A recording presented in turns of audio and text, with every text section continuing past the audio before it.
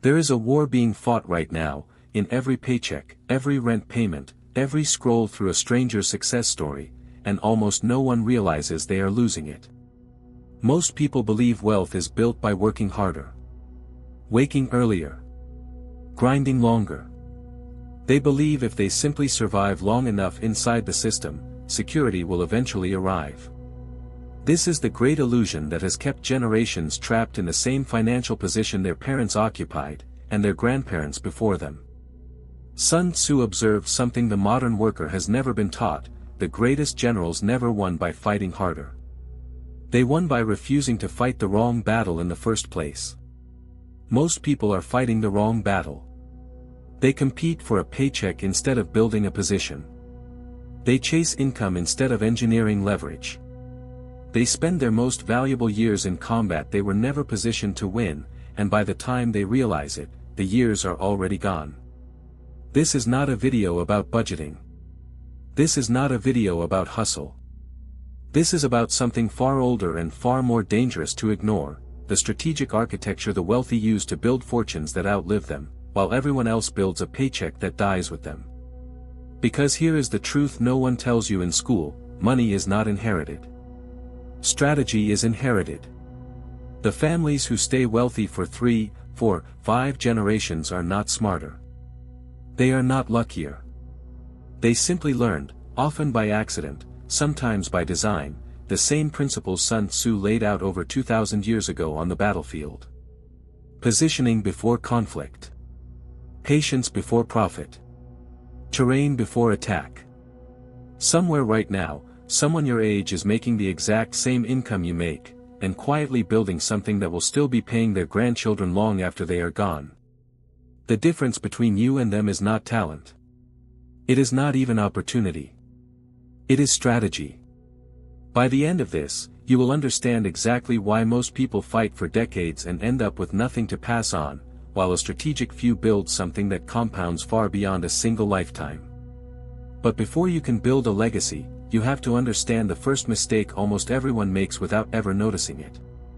Sun Tzu warned that a commander who lets the enemy choose the ground has already lost the war, no matter how well he fights on it. Most people never realize they made this exact mistake the day they accepted their first job offer.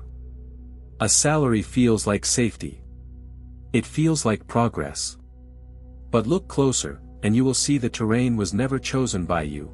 It was chosen by an employer, a market, a system that decides what your hour is worth and reserves the right to change that number at any time. You are not fighting for wealth on this ground. You are fighting for permission to keep existing on it. Consider the average employee at 45. 20 years of consistent effort. Promotions earned. Deadlines met.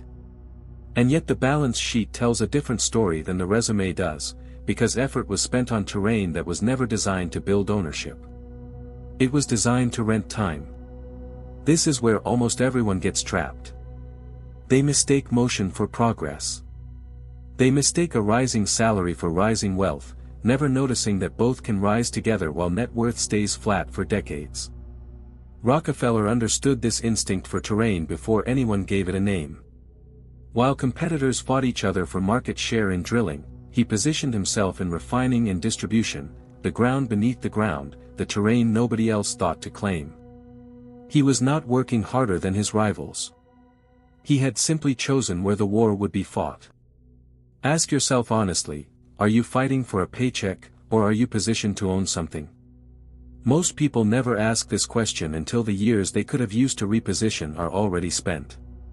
But choosing better terrain solves only part of the problem. Because even on the right ground, most people still lose, and the reason has nothing to do with the market at all. Sun Tzu believed that a general who studies the terrain before the enemy arrives will win before the first arrow is fired. Wealth works the same way. The strategic advantage is decided long before the money moves. Most people study products.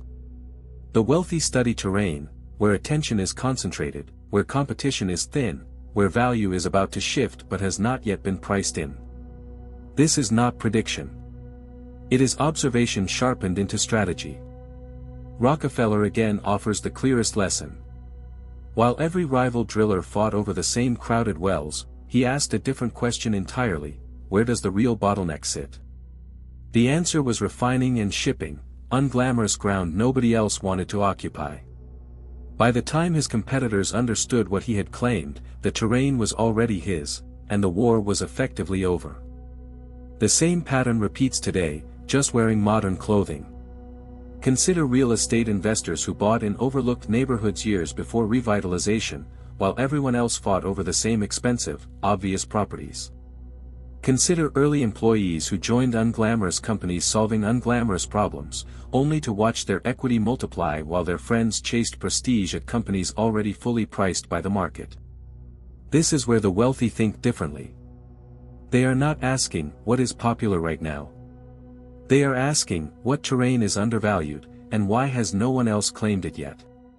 For the average earner, this feels uncomfortable, because overlooked terrain rarely looks impressive at first. There is no applause for buying what others ignore. But Sun Tzu never promised applause. He promised advantage. Which raises a much harder question than most people are willing to face. Even once you find the right terrain, there is an enemy standing between you and it, and this enemy is not the market, not your employer, not the economy. It is far closer than that. Sun Tzu's most quoted principle is also his most misunderstood.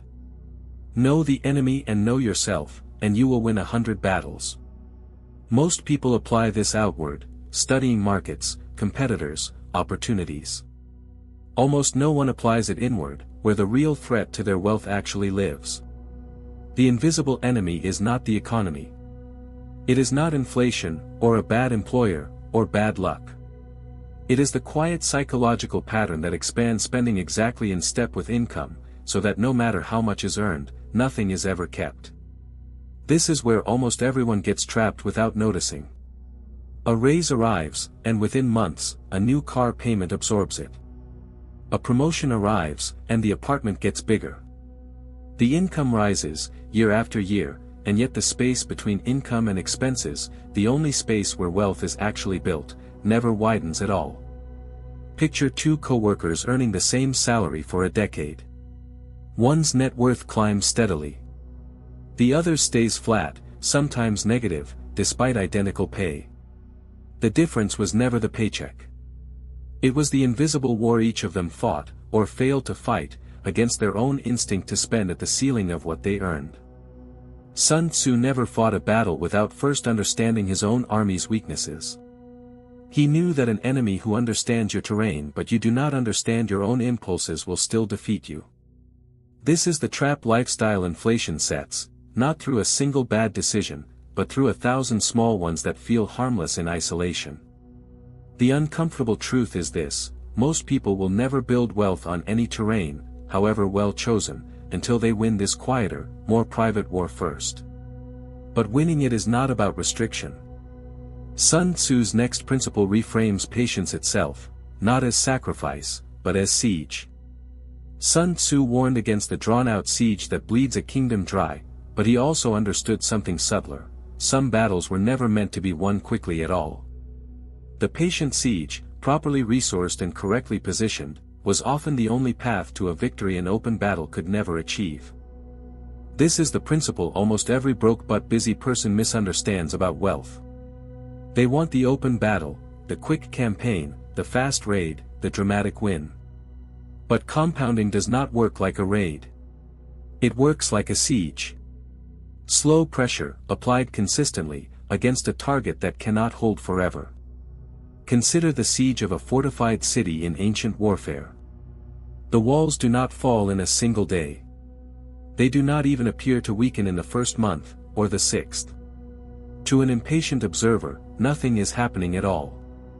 And yet, month after month, resources are quietly cut off, pressure is quietly maintained, until, seemingly all at once, the wall that looked unshakable simply gives way. This is precisely what Charlie Munger meant when he said the first rule of compounding is to never interrupt it unnecessarily. Warren Buffett built the overwhelming majority of his fortune after the age most people consider retirement, not because his strategy changed, but because the siege had simply been running long enough for the walls to finally fall. The average person abandons the siege in year 3, convinced it isn't working, and returns to open battle, chasing quick wins, quick trades, quick income, because visible motion feels safer than invisible pressure. This is where almost everyone loses the war they were actually positioned to win.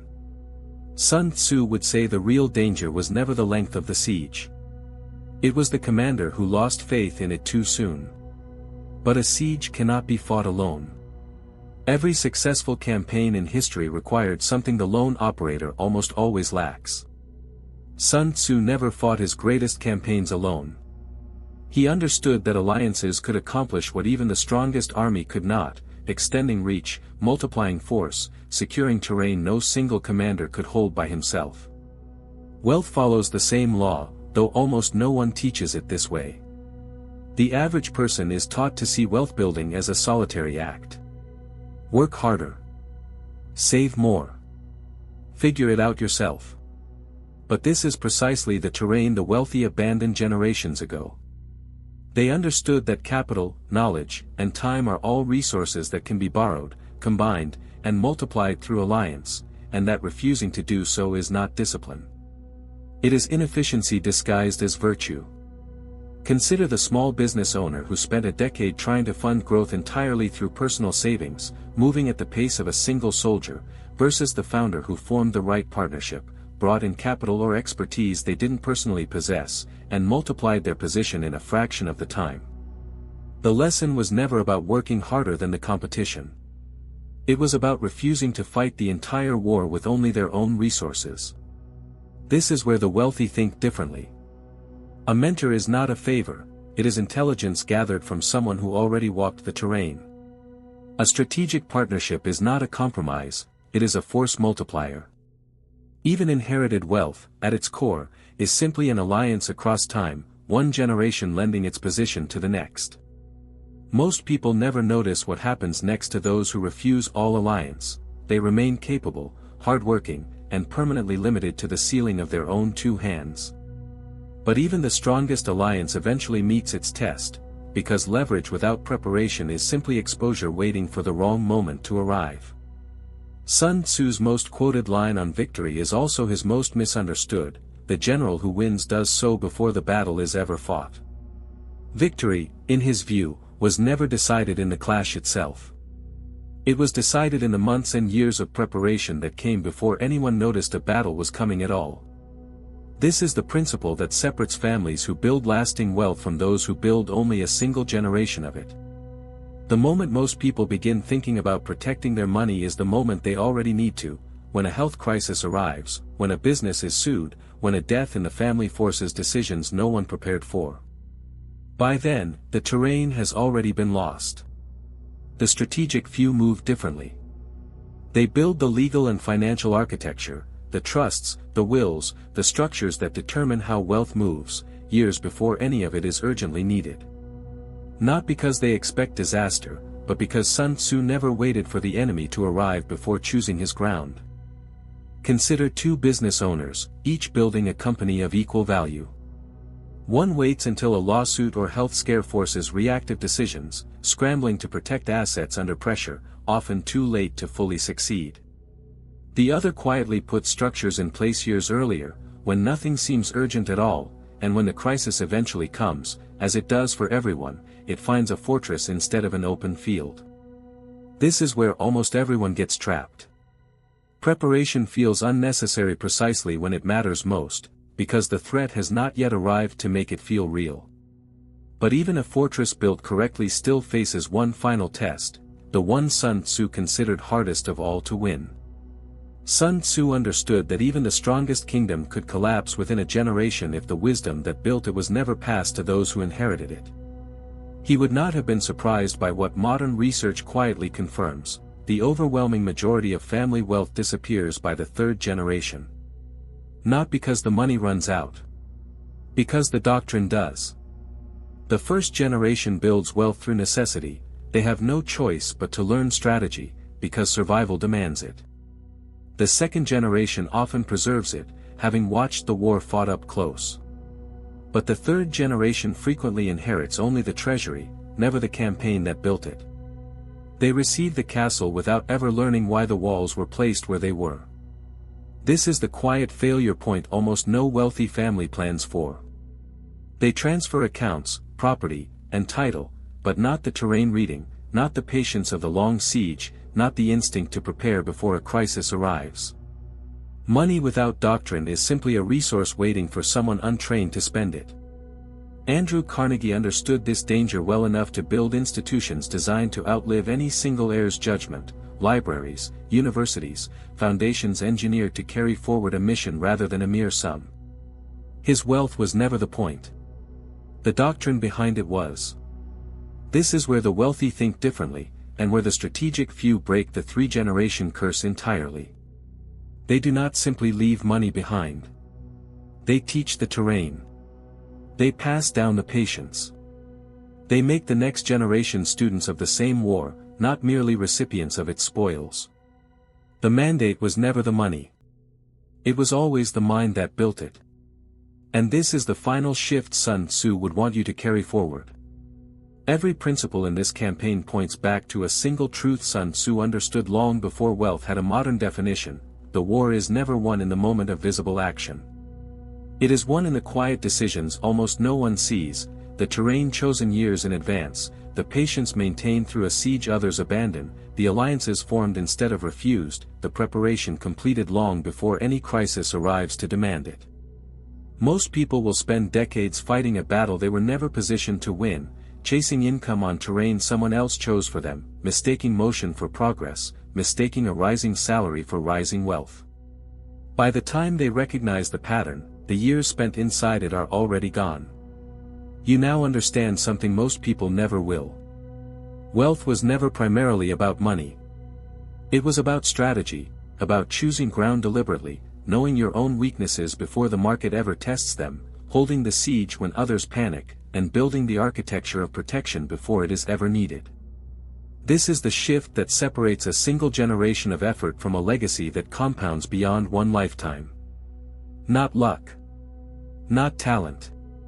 Doctrine, the same doctrine Sun Tzu laid out on the battlefield, now applied to the quieter war being fought in every paycheck, every decision, every year that passes without a plan. You are no longer someone simply trying to earn more. You are someone learning to think the way strategists have always thought, patiently, deliberately, positioned for a victory that was decided long before the outcome became visible to anyone else. The rat race was never a war you could win by running faster. It was a war you were never meant to fight at all. If this shift in thinking resonated, consider what happens when you apply the next principle, because Sun Tzu's campaign is far from finished.